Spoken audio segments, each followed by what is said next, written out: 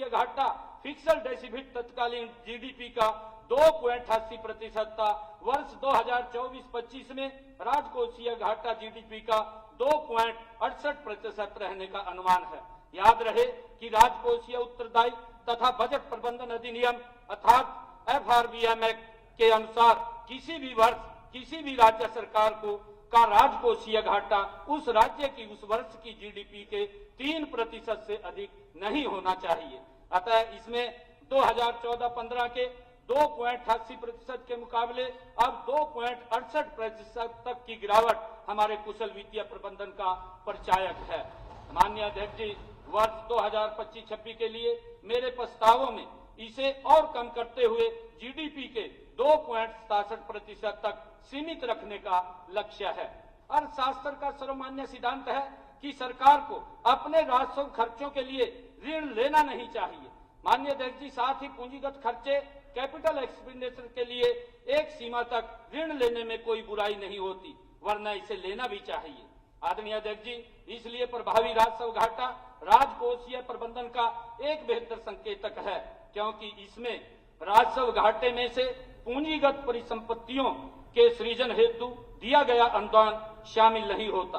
वर्ष 2014-15 में प्रभावी राजस्व घाटा जीडीपी का 1.89% था, जो वर्ष 2024-25 में कम होकर केवल 1.01% रहने का अनुमान है। इसी कमी से यह स्पष्ट है कि हमारी सरकार ने पिछले 10 वर्षों में पूंजीगत परिसंपत्तियों के सृजन पर बहुत बल दिया है। माननीय अध्यक्ष जी, उपरोक्त उपलब्धियों के बावजूद कई बार सरकार द्वारा लिए गए ऋण के आंकड़े को लेकर लोगों को भ्रमित करने का प्रयास किया जाता है। सरकारी ऋण से संबंधित FRBM एक्ट के प्रावधानों के बारे में हमारे आलोचक जानबूझकर चुप रहते हैं। इसलिए आपकी अनुमति से मैं हरियाणा सरकार के ऋण की स्थिति को एकदम स्पष्ट करना चाहता हूं। आदरणीय अध्यक्ष जी, किसी भी वर्ष किसी भी राज्य का बकाया ऋण उस राज्य की जीडीपी के प्रतिशत की एक निर्धारित सीमा से अधिक नहीं होना चाहिए। वर्ष 2014-15 में हरियाणा सरकार के बकाया ऋण की जीडीपी की प्रतिशतता उस समय के वित्त आयोग द्वारा निर्धारित सीमा से 6.67% बिंदु कम थी। माननीय अध्यक्ष जी, वर्ष 2024-25 में भी सरकार के बकाया ऋण की जीडीपी की प्रतिशतता वित्त आयोग द्वारा निर्धारित सीमा 6.67% बिंदु ही कम रहेगी। स्पष्ट है, आज के बकाया ऋण की प्रतिशतता निर्धारित सीमा से उतने ही प्रतिशत कम है जितनी यह वर्ष 2014-15 में थी।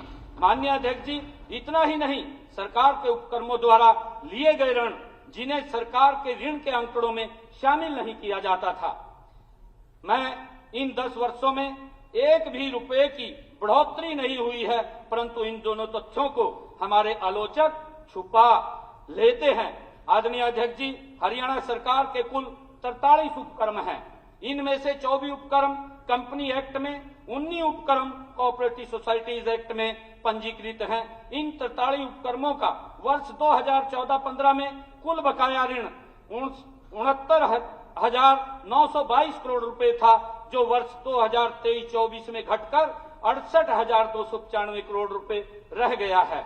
गौरतलब है कि वर्ष 2008-9 में इन सरकारी उपक्रमों का बकाया ऋण 30,233 करोड़ रुपए था। आंकड़े गवाह हैं कि जहां एक और 2008-9 से लेकर 2014-15 के बीच के 6 वर्षों में सरकारी उपक्रमों का बकाया ऋण 30,233 करोड़ रुपए से बढ़कर 69,922 करोड़ रुपए हो गया था, वहीं 2014-15 से लेकर 2023-24 के बीच की 9 वर्षों की अवधि में सरकारी उपक्रमों का बकाया ऋण बढ़ने की बजाय 1,627 करोड़ रुपए आदरणीय अध्यक्ष जी कम हुआ है। इससे यह सिद्ध होता है कि हमारी सरकार ने पिछले 10 वर्षों में सरकारी उपक्रमों के ऋणों पर जबरदस्त नकेल कसी है। माननीय अध्यक्ष जी, यह किसी चमत्कार से कम नहीं है।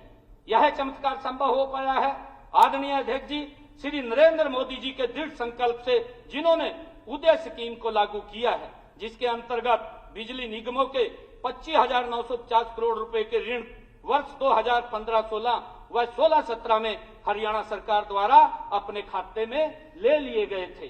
श्री मनोहर लाल जी की इच्छा शक्ति से HSIIDC और HSVP की कार्य प्रणाली में आमूल-चूल परिवर्तन किए गए हैं। वर्ष 2023-24 के वास्तविक अनुमानों के हिसाब से हमारे 43 उपक्रमों में से 28 उपक्रम लाभ में हैं, जिन्होंने 1746 करोड़ रुपए का शुद्ध लाभ आदरणीय अध्यक्ष जी कमाया है। वर्ष 2014-15 में केवल 20 उपक्रम लाभ में थे, जिनका लाभ मात्र 450 करोड़ रुपए था। इसी सच्चाई के चलते मेरा सभी से अनुरोध है कि जब भी कोई नेता जनता को हरियाणा सरकार द्वारा लिए गए ऋण के बारे में बताए तो यह जरूर स्पष्ट करे कि जब वे सत्ता में थे तो सरकार का ऋण GDP का कितने प्रतिशत था और सरकारी उपक्रमों का ऋण कितना था।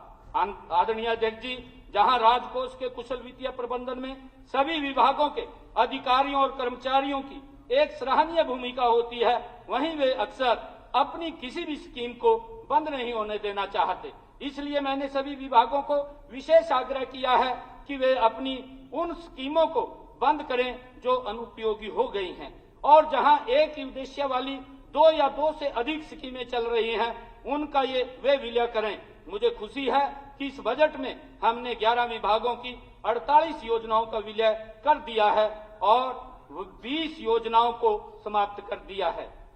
आदरणीय अध्यक्ष जी, हरियाणा की अर्थव्यवस्था और राजकोष के स्वास्थ्य पर इस दृष्टिपात के बाद अब वर्ष 2025-26 के हरियाणा बजट प्रस्तुतिकरण के ठीक पहले मैं हृदय की गहराइयों से इस महान सदन के सभी सदस्यों का आभार प्रकट करना चाहता हूं।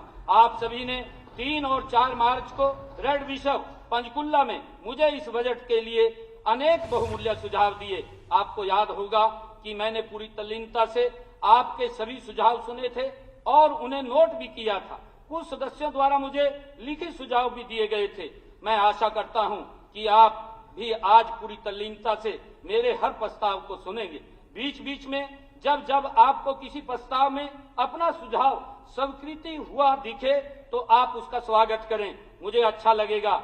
मेरा विश्वास है कि हर सदस्य को बजट भाषण के अंत तक ऐसे कई अवसर मिलेंगे। इस बजट को बनाने में हम सब ने मिलकर प्रयास किया है। मेरा मानना है कि इसलिए यह बजट तेजस्वी बन पाया है।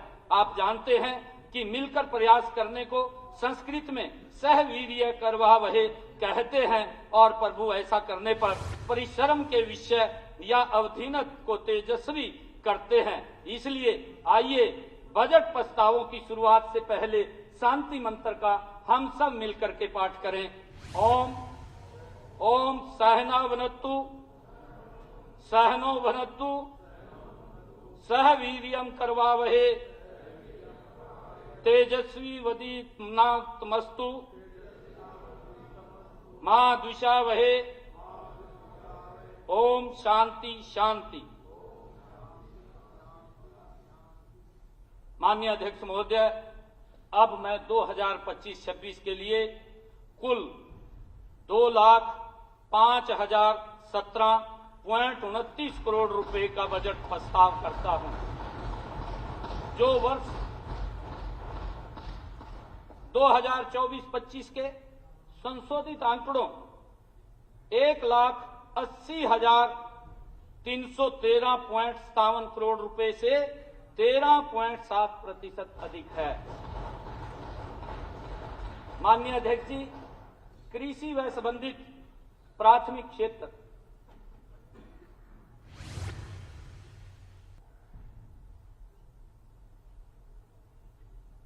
अध्यक्ष महोदय, कृषि व उससे जुड़ी गतिविधियां हमारे छोटे से प्रदेश की अर्थव्यवस्था की मजबूत रीढ़ की हड्डी हैं और हमेशा रहेंगी। हर किसान